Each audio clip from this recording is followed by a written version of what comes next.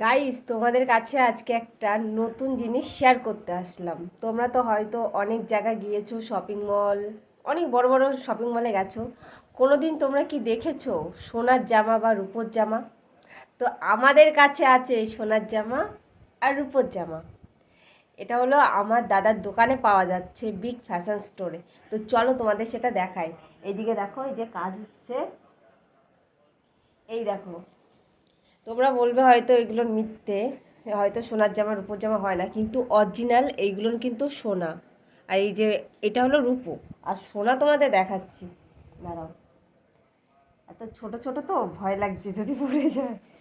এই দেখো, কি করে দেখো বুঝতে পারছি না। এই দেখো, এইগুলো কিন্তু অরিজিনাল সোনা।